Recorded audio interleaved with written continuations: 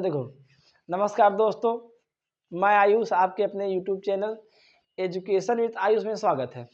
आज हम पढ़ते हैं पादपों में श्वसन। क्या पढ़ेंगे? पादपों में श्वसन पढ़ेंगे। तो देखेंगे जो पादप होता, जो पौधा होता है, वह श्वसन की प्रक्रिया कैसे करता है, ठीक ना। तो जो मनुष्य होता है और क्या नाम होता है, जो पौधे होते हैं, दोनों लोग क्या करते हैं? श्वसन प्रक्रिया करते हैं। तो श्वसन प्रक्रिया के दौरान उनमें क्या होता है? श्वसन अंग पाए जाते हैं, श्वसन अंग पाए जाते हैं, श्वसन ग्रंथियां पाई जाती है ना। फिर उसके बाद क्या क्या क्रिया करते हैं उनको जानते हैं। तो जो पौधे होते हैं, तो पौधों में क्या होता है? श्वसन अंग जो होता है वह क्या होता है?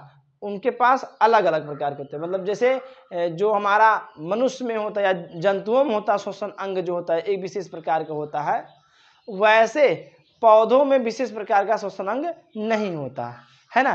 तो जानेंगे आज श्वसन, पादपों में श्वसन कैसे होता है उसके बारे में जानेंगे। चलिए देखते हैं पादपों में श्वसन क्या होता है। तो बोलेंगे पादपों में श्वसन दिन रात होता रहता है। ये कार्बन डाइऑक्साइड को ग्रहण करके ऑक्सीजन को मुक्त करते हैं। पादपों में श्वसन के लिए जड़, तना, पत्ती होते हैं। कहने का मतलब जो पौधे होते हैं वह श्वसन की प्रक्रिया इसके लिए जड़ के द्वारा भी कर सकते हैं, तना से भी कर सकते हैं, पत्तियों के द्वारा कर सकते हैं। जैसे जड़ में तो मूल रोमों द्वारा कर लेते हैं, मूल रोम जो होते हैं उनके द्वारा कर लेते हैं जड़ में। और क्या होता है? जो तना होता है, तना में क्या होता है? वातरंध्र होते हैं। वातरंध्र मतलब जो हवा जाने के लिए छिद्र छोटे छोटे होते हैं। और क्या होता है? पत्ती में क्या होते हैं? रंध्र होते हैं, रंध्र, है ना। अब पत्ती जो होता है, पत्ती हम देखते हैं पीछे वाला भाग जब पलटते हैं पत्तियों के, तो उसमें देखते हैं छोटे छोटे क्या होते हैं? छिद्र बने होते हैं। उसमें क्या होते हैं? कोई ऐसे कुछ पत्ती ऐसे होते हैं जिसमें क्या होते हैं? पत्तियों के पीछे कटीले भाग होते हैं। कटीले मतलब हमको हाथ में लग जाते हैं, पत्तियों के पीछे होते हैं। तो वही क्या होता है? वही छोटे छोटे जो होते हैं, उन्हीं छोटे छोटे जो कटीले जैसे संरचना होती है, उसी से क्या करते हैं? वायु को ग्रहण और क्या करते हैं? मतलब ग्रहण और क्या करते हैं? जो कार्बन डाइऑक्साइड को ग्रहण करते हैं, ऑक्सीजन को निकाल देते हैं। यह प्रक्रिया कौन कराता है? उनके द्वारा, वातरंध्रों द्वारा होता है। चलिए तो बोलेंगे जो पौधा होता है, पौधा में जो श्वसन होगा तो बोलेंगे उसके लिए क्या होता है? जड़ होता है, तना होता है, पत्ती होता है। क्या क्या होता है? जड़ होता है, तना होता है, पत्ती होता है। साथ ही साथ क्या बोलेंगे? अब जो जड़ हो रहे हैं, जड़ों में कैसे हमारा गैस आदान प्रदान होगा, पत्तियों में कैसे जाएंगे, और उसके बाद क्या बोलेंगे? हमारे जो हमारा क्या होता है? तना होता है, उनमें कैसे कैसे हमारा ज्यादा से ज्यादा मात्रा में श्वसन प्रक्रिया होगी। तो बोलेंगे श्वसन जो प्रक्रिया होगी वह हमारे तीन भागों में मतलब जड़, तना, पत्तियों में, तीनों भागों में कैसे कैसे करेंगे। और कहने का मतलब है कि जो गैस है, गैस का क्या करेंगे? आदान प्रदान करेंगे। आदान प्रदान का मतलब जो कार्बन डाइऑक्साइड को ग्रहण करेंगे, ऑक्सीजन को निकालेंगे। कुछ पौधों में ऐसा होता है कि जो क्या कहते हैं, कभी कभी रात में क्या होता है? अपोजिट करने लगते हैं, दिन में सही करते हैं और रात में क्या उल्टा करने लगते क्रिया, है ना। तो कुछ पौधों में ऐसा होता रहता है, ठीक है ना। तो चलिए अब हम जानेंगे जो जड़ों द्वारा गैसीय विनिमय क्या होता है। गैसीय विनिमय का मतलब होता है गैसों का आदान प्रदान कैसे होता है। तो बोलेंगे मिट्टी के कणों के बीच उपस्थित मूल रोमों में विसरण द्वारा गैसों का विनिमय होता है। कौन सी प्रक्रिया द्वारा? विसरण प्रक्रिया द्वारा। विसरण प्रक्रिया द्वारा जो मूल रोम होते हैं जड़ में, मिट्टी के पास जो मूल रोम होते हैं, उनसे क्या करते हैं? उनसे क्या होते हैं? जो ऑक्सीजन होते हैं, ऑक्सीजन या कार्बन डाइऑक्साइड को क्या करते हैं? ग्रहण और करते हैं, निकालते रहते हैं। तो बोलेंगे मिट्टी के कणों के बीच उपस्थित मूल रोमों में विसरण द्वारा गैसों का विनिमय होता है। ऑक्सीजन मूल रोम में विसरित होते हुए मूल कोशिकाओं में पहुंच जाता है। जो ऑक्सीजन है वह मूल रोम से होते हुए, मतलब मूल रोम में विसरित हो जाएगा, कहाँ पहुंच जाएगा? मूल कोशिकाओं में पहुंच जाएगा। और कार्बन डाइऑक्साइड बाहर मिट्टी में मिल जाता है ना। क्या करेंगे? जो कार्बन डाइऑक्साइड होगा वह बाहर में किसके साथ? जो मिट्टी होगा उसमें जाके मिल जाएगा। आगे बढ़ते, तने द्वारा गैसीय विनिमय कैसे होता है?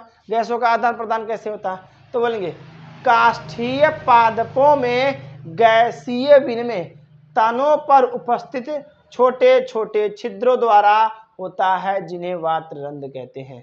जो तना होता है, तनों के ऊपर ऐसे हमारा तना होगा, अब इस तने के ऊपर छोटे छोटे हम देखते हैं छिद्र बना होता है। छिद्र का मतलब देखते हैं कि वो जो उसकी सतह होता है, जो छाल होता है, उसके ऊपर क्या होता है, छोटे छोटे कास्ट मतलब कठोर जैसा क्या होता है, संरचना होती है, ठीक ना। उसी के ऊपर उसी को क्या बोलते हैं, उसमें छोटे छोटे छिद्र होते हैं, उसी छिद्रों को हम क्या कहते हैं, वातरंध्र कहते हैं। जबकि शाकीय पादपों में, शाकीय पादपों का मतलब जिसमें क्या होता, तना नहीं होता, तना नाम मात्र में होता है, मतलब कहने क्या, उसमें क्या होता है, शाक का मतलब केवल पत्ती या तना होता है, लेकिन बहुत क्या होता है, बहुत नाजुक होता है, मुलायम होता है। क्या बोला, जबकि शाकीय पादपों में तनों पर उपस्थित रंध्रों द्वारा श्वसन की क्रिया होती है। किसके द्वारा, रंध्रों द्वारा। रंध्रों द्वारा क्या बोला जा रहा है, क्योंकि जो शाकीय होंगे, शाकीय होने के कारण उसमें पत्तियों की मात्रा ज्यादा होगी, तो तने से वह क्या करेंगे, वह अपना जो गैसीय विनिमय करेंगे या श्वसन प्रक्रिया पूरा नहीं करेंगे। आगे बढ़ते हैं, पत्तियों द्वारा गैसीय विनिमय कैसे होता है। तो देखें, सबसे ज्यादा हमारा जो पत्ती होता है वो हमारा क्या करता है, गैसों का आदान प्रदान कराता रहता है। तो बोलेंगे पत्तियों में श्वसन की प्रक्रिया विसरण द्वारा होता है। किसके द्वारा, विसरण द्वारा। विसरण जो प्रक्रिया होगी वह पत्तियों में होगा। तो बोलेंगे कि पत्तियों में श्वसन की प्रक्रिया विसरण द्वारा होती है। यह क्रिया पत्तियों में उपस्थित रंध्रों द्वारा होती है। रंध्रों द्वारा क्या होती है, जो पत्तियों में उपस्थित क्या होते हैं, रंध्र होते हैं, उन रंध्रों द्वारा क्या कहते हैं, गैसों का आदान प्रदान होता है, विनिमय होता रहता है। तो बोलेंगे कि जो यह क्रिया जो होगी, जो गैसीय विनिमय होगी पत्तियों में, वह क्या बनेंगे, उपस्थित रंध्र के द्वारा होता है। रंध्रों द्वारा कार्बन डाइऑक्साइड तथा ऑक्सीजन का आदान प्रदान होता है। कहने का मतलब है, जो हमारा पौधा है, अब पत्तियों से अगर श्वसन करेगा तो श्वसन किस प्रकार करेगा, जो उसमें रंध्र रहेंगे उन्हीं रंध्र की सहायता से करेंगे। कौन सी क्रिया द्वारा, तो बोलेंगे विसरण प्रक्रिया द्वारा। तो विसरण प्रक्रिया द्वारा जब जो हमारा क्या होगा, जो पत्ती होगा, आदान प्रदान किसका करेगा, तो ऑक्सीजन और कार्बन डाइऑक्साइड का आदान प्रदान करेगा। आगे बढ़ते हैं, रंध्र पत्ती की अधिचर्म पर उपस्थित वायवीय छिद्र होते हैं। पत्ती पर जो होता, पत्ती देखे, पत्ती अगर हम उल्टा करेंगे पत्तियों को, देखते हैं पीछे जो होता छोटे छोटे छिद्र बने होते हैं। उन्हीं छोटे छोटे छिद्रों द्वारा क्या करते हैं, उन्हीं छोटे छोटे छिद्रों द्वारा क्या करते हैं, गैसों का आदान प्रदान करते हैं। तो बोलेंगे प्रत्येक रंध्र एक छोटा छिद्र होता है। जो रंध्र होगा वह क्या होगा, एक छोटा सा छिद्र होगा, जो चारों ओर से दो वृक्क के आकार की बाह्य त्वचीय कोशिकाओं से घिरा होता है।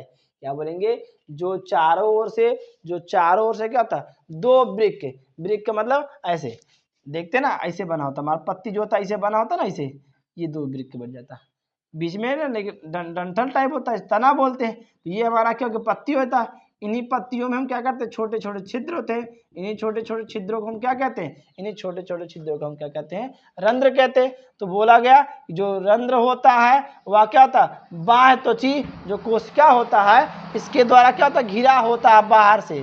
फिर आगे बढ़ेंगे, इन कोशिकाओं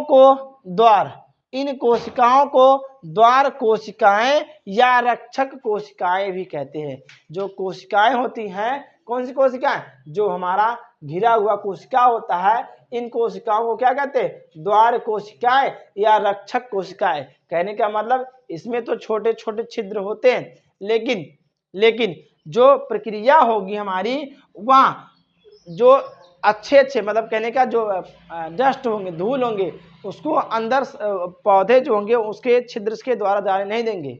क्या करेंगे, उनको अवरुद्ध बना के रोक देंगे, मतलब उनको क्या करेंगे, वहीं पर रोक देंगे, ताकि हमारे जो पौधे हैं, पौधों के अंदर जो प्रक्रिया हो रही है श्वसन की, वह शुद्ध वायु का हो जाए।